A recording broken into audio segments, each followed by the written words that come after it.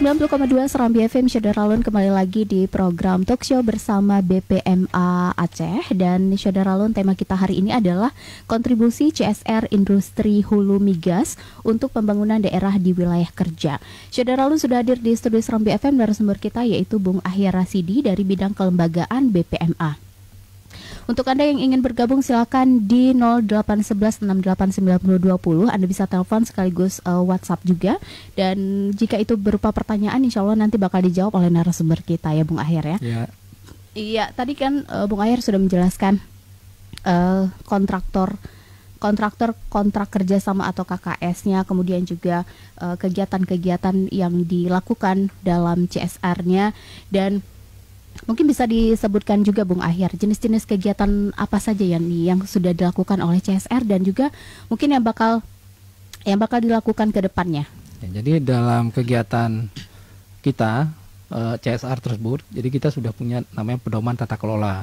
Jadi pedoman tata kelola itu menjadi dasar bagi kontraktor-kontrak kerjasama yang saya sebutkan sebelumnya, perusahaan tadi ya, Pertamina, Midco, Triangle Pasir dan lain-lain ya, untuk mereka melakukan kegiatan CSR.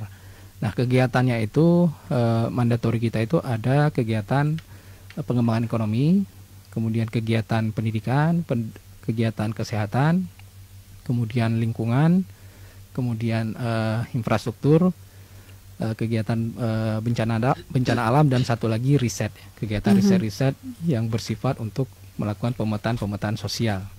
Jadi itu kegiatan utama yang mesti dilakukan oleh perusahaan-perusahaan yang minyak dan gas yang ada di Aceh. Nah, kegiatan ini sifatnya adalah kegiatan yang tujuannya untuk memberdayakan masyarakat, gitu kan? Memberdayakan masyarakat sehingga mereka ini bisa terberdaya ya, secara ekonomi, secara pendidikan, secara kesehatan, kemudian infrastruktur, lingkungan, bencana alam, dan lain-lain, sehingga kemudian program ini berdampak pada peningkatan kesejahteraan yang ada di masyarakat di sekitar tambang tersebut. Iya.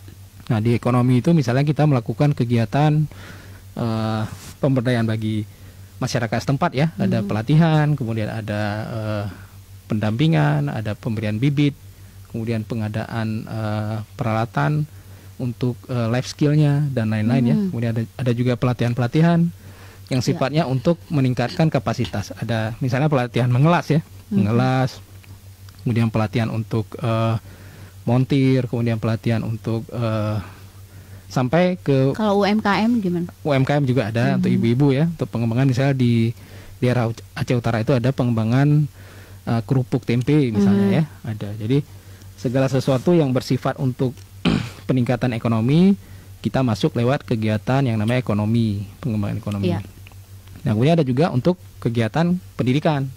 Kegiatan pendidikan ini adalah pendampingan untuk masyarakat sekitar untuk meningkat pendidikannya. Jadi ada beasiswa juga ya, beasiswa, kemudian ada biaya untuk bantuan sekolah, kemudian biaya untuk pendampingan sekolah-sekolah.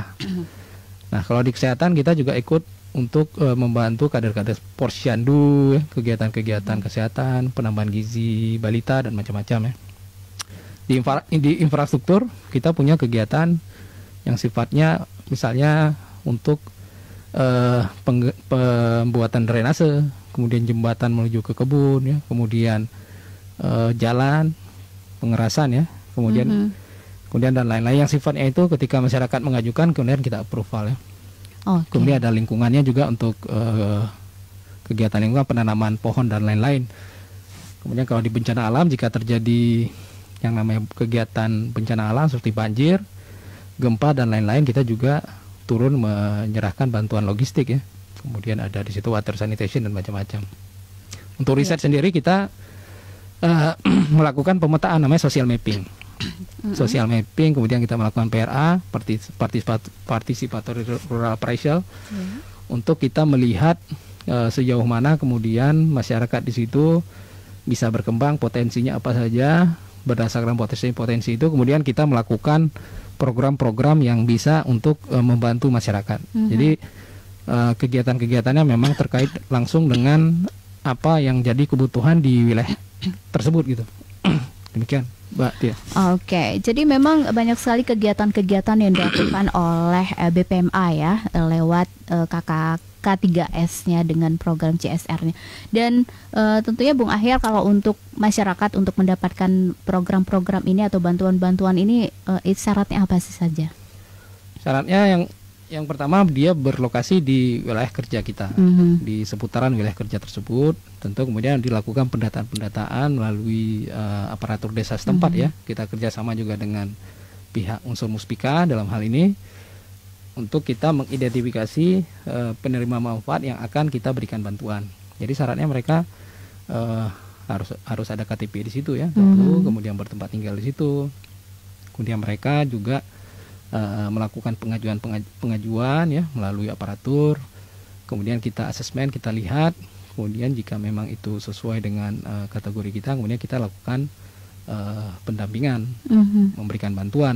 Misalnya di daerah itu dia mengajukan tentang untuk pengembangan padi ya, kita bantu dari sisi penyuluhnya, kita bantu juga kemudian pelatihannya, pemberian bibit dan lain-lain ya. Untuk pokoknya teknik budidayanya seperti itu. Oke, jadi memang luas sekali ya Bung Ahyar. Kalau Bung Ahyar sendiri ini apakah memang terjun langsung untuk memperhatikan atau juga untuk untuk mengawasi program CSR ini? Kalau kita, karena kita BPMA ya, Badan Pengelola Migas, kita sifatnya sebagai regulator. Jadi kita melakukan pengawasan. Jadi yang melakukan yang mengimplementasikan kegiatan tersebut adalah kontraktor kontrak kerjasama melalui staf mereka yang ada di lapangan.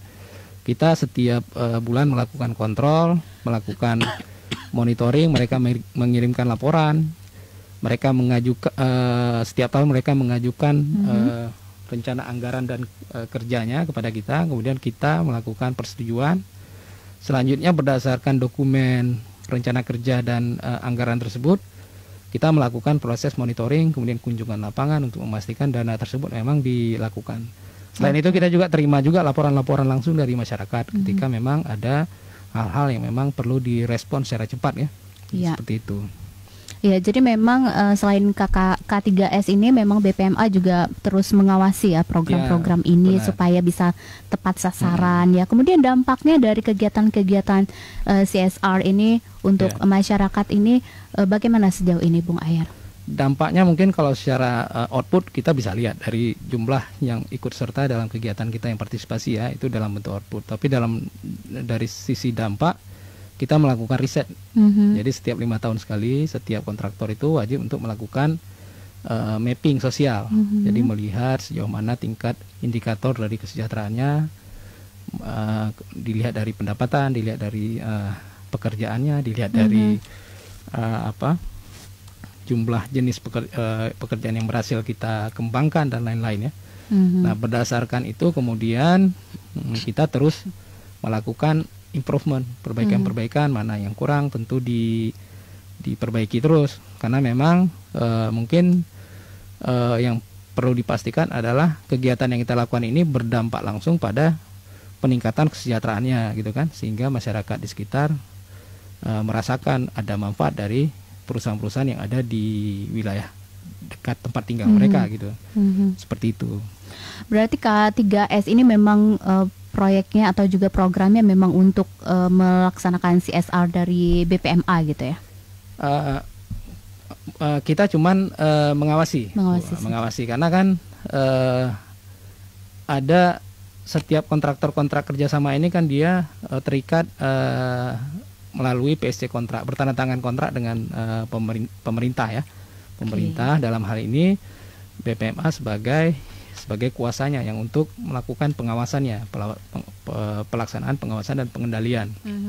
Jadi berdasarkan itulah kemudian kita melihat sejauh mana mereka bisa melakukan kegiatan-kegiatan yang berdampak pada masyarakat sesuai dengan PTK tadi, pedoman tata kelola yang sudah kita keluarkan, yang wajib mereka laksanakan gitu. Oke, nah Bung Ahyar, apakah ada bidang-bidang tertentu yang menjadi fokus dalam pelaksanaan CSR ini? Kalau bidang-bidangnya yang tadi saya sebutkan tadi kan, ada ekonomi, pendidikan, kesehatan, kemudian ada berarti memang semua difokuskan gitu. Mungkin ada satu yang lebih khusus gitu, lebih fokus lagi untuk pemberdayaannya atau seperti apa? Secara kalau khususnya tidak, karena berdasarkan skala prioritas, karena kan kita lihat di wilayah tersebut seperti apa, karena kan wilayah-wilayah kerja perusahaan migas yang ada di Aceh itu kan berada di pedalaman. Nah, kalau memang di situ letaknya jauh dengan pusat kesehatan, tentu kita lebih ke fokus pada kesehatan, gitu ya. kan?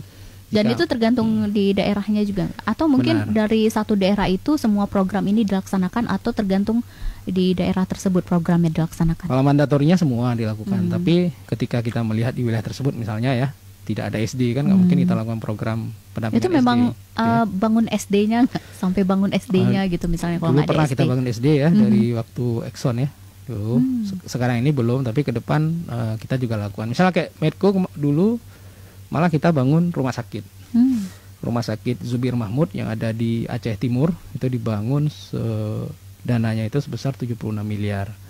Jadi rumah sakit umum daerah Zubir Mahmud itu dibangun oleh Medco sebagai komitmen mereka untuk agar kesehatan masyarakat di wilayah Aceh Timur itu bisa tercover ya. Dan alhamdulillah sekarang itu sudah banyak digunakan oleh masyarakat. Tahun ini juga kita sudah menyediakan alat PCR di rumah sakit Zubir Mahmud, ya kan. Jadi kita sediakan juga sehingga nanti pihak rumah sakit tidak perlu lagi harus melakukan pengecekan di Medan atau di Banda Aceh. Jadi mereka bisa langsung melakukan tes PCR di rumah sakit gitu. Iya, itu di daerah Aceh Timur. Aceh Timur di rumah sakit Zubir Mahmud. Oke, terkait dengan sekarang lagi pandemi COVID-19, ada program khusus juga enggak untuk COVID-19 ya? Karena memang saat ini kita sedang tengah pandemi COVID ya. Jadi memang semenjak tahun 2020 kita memang sudah fokus pada penanganan, membantu pemerintah ya. Pemerintah Aceh untuk melakukan penanganan COVID. Jadi kita ada memberikan bantuan, masker, APD lah, alat pelindung diri ya. Kemudian juga memberikan bantuan sembako bagi masyarakat yang terdampak yang tidak bisa bekerja. Kemudian juga melakukan sosialisasi terkait dengan pencegahan COVID ya, misalnya pemberian spanduk, kemudian kegiatan-kegiatan penyuluhan dan lain-lain. Tentu bekerjasama dengan pemerintah Aceh gitu. Oke, untuk Anda Syederalon yang ingin bergabung silakan di 0651637172 atau WhatsApp di 0811689020. Kita bakal kembali lagi dalam talk show interaktif bersama BPMA. Namun sebelumnya kita simak dulu pesan-pesan berikut ini.